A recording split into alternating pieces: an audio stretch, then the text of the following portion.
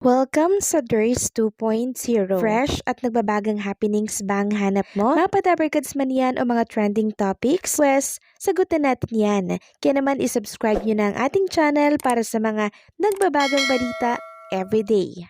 So ayan, welcome back again sa ating YouTube channel mga Kadabarkads, and for today's video po ang pag-uusapan natin ay tungkol sa mga importanteng kaganapan sa loob at sa labas ng Itbulaga. So kanina mga singing queens natin ang bumunga dito po sa programa na Itbulaga, and sila yung nakadagdag at nagpainit ng energy dito po sa studio ng Itbulaga. And ang sugod bahay mga kapatid po, nasa barangay Pasong Putik, Novaliches, Quezon City. Sobrang dami pong nagpa-register dyan mga Kadabarkads. Kitang-kita naman po sa mga taong ilalagay ko ang picture sa mga screen po ninyo. Siguro nasa 1,000 plus ito kasi punong-puno po yung kalsada dyan. Sobrang haba po ng pila nila. At kanina po yung napili sa nasugod bahay mga kapatid, emosyonal po, hindi siya makapaniwala na siya po ang nanalo dito po sa sugod bahay mga kapatid. Kasi parang 2 months na ata daw sila na hindi nakakabayad ng upa sa bahay. Plus, wala daw po madalas na ulam sa kanilang tahanan. And maging yung anak niya o yung apo niya mga Kadabarkads, napaiyak din po dahil hindi siya makapaniwala na meron silang ganong kalaking pera. Binigyan po sila ng 50,000 pesos ni Bossing Vic plus mga regalo po yan. So, meron na siyang pampa-check up, may pang-ulam, may pambayad na po sa mga gastusin po nila sa loob ng tahanan. Nakakatuwa lang mga Kadabarkads dahil ang Itbulaga talaga, no, ay nakakatulong sa mga kababayan natin na talaga naman pong kapuspalad at nangangailangan ng tulong.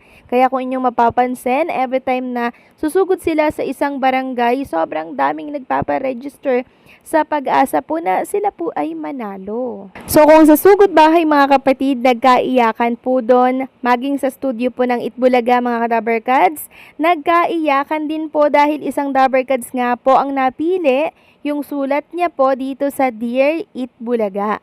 So siya po si Michelle Pariscal. Sumulat siya sa Itbulaga, taga Quezon City po siya mga Kadabarkads. And sana nga daw po ay mabigyan siya noong parang gilingan po ng peanut butter or ng peanut na ginagawa pong peanut butter. No, yung palaman. Kasi ang dati niya pong ginagamit ay parang blender lang. Kaya pag meron pong mga malalaki pa na buo-buo, pinapagiling niya pa po daw yon. So another bayad na naman, kaya konti lang daw po yung kanyang tinutubo. Kaya naman ang Itbulaga to the rescue, binigyan po si Ate Michelle Pariscal ng isang heavy duty na gilingan na siyang makikita nyo po sa mga screen po ninyo ngayon. So pwede daw po yung gilingan ng mais, gilingan ng bigas, gilingan ng mani. So lahat magagawa niya na po mga Kadabarkads dito. And hopefully talaga ay mag-boom po itong kanyang business. Alam nyo po mga Kadabarkads, hindi siya makapaniwala na isa siya sa napili po sa Dear Itbulaga. Sobrang emosyonal po siya, and makikita naman siya na talagang iyak na iyak po siya mga Kadabarkads kasi malaking tulong po ito sa kanyang kabuhayan. And hindi lang po yan, binigyan din po ni Tito Soto si Ate Michelle Pariscal ng Dear Itbulaga ng pangkabuhayan cash. So, meron ng heavy duty po na panggilingan, tapos meron pang cash. Kaya sobrang thankful po siya na siya po ang nabunot dito sa Itbulaga. Congratulations po, Ate Michelle. Samantalang happy birthday naman sa ina po nitong si Maine Mendoza. So, nakita ko lamang po ito sa isa sa mga posts ng mga Mainers. And eto nga po, si Maine Mendoza, makikita dyan, nag-celebrate po sila ng birthday ngayong araw po. So nakakatuwa lang mga Kadabarkads dahil talaga namang si Maine Mendoza every time po na may mga special celebration ng family niya, andyan at present po siya. And speaking of Maine Mendoza mga Kadabarkads, eto't viral ngayon, etong Maine and Miles na kung saan ay na-feature po nga dito sa Yes FM Manila. Sabi dito, miss nyo na rin bang makita sina Maine Mendoza at Miles Ocampo sa iisang segment. Miss nyo na ba mga Kadaber Cats? Mag-comment nga kayo dyan sa comment section natin kung namimiss nyo na pong magsama silang dalawa. Okay? And kung magbabasa nga kayo ng komento sa naturang post, meron ditong nagsabi na I love Maine, of course. Okay naman si Miles.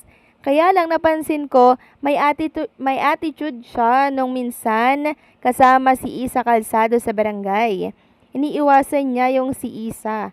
May tinatanong si Isa sa kanya. Hindi niya sinagot at iniwan niya yung isa. Kita ko sa mukha ni Isa na nagtataka siya. Kaya lang, very professional si Isa, hindi na siya pinansin. So baka hindi lang po narinig mga Kadaber Cats yung tinatanong ni Ma'am Isa Calzado, 'di ba? So hindi naman tayo pwedeng mag-judge agad-agad kung yun lang yung basihan natin. So try nating mag-matchag sa dalawang yaan mga Kadaber Cats, no? Mangalap pa tayo ng ibang mga pwede nating makita. Kasi kung isa lang yung pagbabasehan natin, di ba? Unfair naman po yun. And eto nga po mga Kadaber Cats, kakapasok lamang po na balita. Meron tayong impormasyon na nakalap dito po sa isang write-ups po ito tungkol kay Maine Mendoza and syempre kay Miles Ocampo. So ano ba ang tungkol dyan? May nag-offer di umano daw kay Maine and Miles Ocampo. So, ibig bang sabihin ito, hindi na sila makikita sa Itbulaga? Kasi panibagong project na naman. Etong nabasa ko po, mga Kadaber Cats. So, hayaan nyo pong basahin ko ang tungkol doon sa nilalaman ng article tungkol kay Maine Mendoza. So, sabi dito, we love both Maine and Miles. Please just work things out. We don't want to show ruin by pride. So, what happened next? So, eto po mga Kadaber Cats, rumors are now swirling that either Miles or Maine may step away from Itbulaga. Isa daw po kila Maine at Miles ang aalis sa Itbulaga temporarily to cool things down para daw po lumamig yung issue. Unconfirmed reports claim that Maine has been offered in new primetime sitcom po, while Miles is being considered for a dramatic lead role in a high-budget teleserye. So, ibig sabihin po, may nag-offer kay Maine at Miles, magkaiba itong project. So, pag tinanggap yan ni Maine and Miles Ocampo, ibig sabihin, hindi mo na sila makikita sa Itbulaga, 'di ba? Take note ha, makinig po kayo, yun ay kung tatanggapin ni Maine and Miles Ocampo. So sa oras na makikita pa rin natin sila ngayon, tuloy-tuloy, ibig sabihin hindi po nila yan tinanggap parehas. Kasi si Maine Mendoza po, hindi niya daw po iiwan ng Itbulaga. Iyan po yung sinabi niya noon pa. Si Miles Ocampo ba, pwede niya bang iwanan ang Itbulaga para sa isang offer na high-budget teleserye? Well, possible once na tanggapin niya po yung offer na yan, mga Kadaber Cats. Eh di ibig sabihin, di mo na siya makikita sa Itbulaga, yun ay kung tatanggapin niya yung offer. Siguro mas okay na din yun, mga Kadaber Cats, no, nang mag-cool down, di ba, yung issue na meron sa kanila. So, agree ba kayo dito, mga Kadaber Cats? Please comment down below. So, paano hanggang dito na lamang po ang update natin. Maraming salamat sa patuloy na pagsuporta.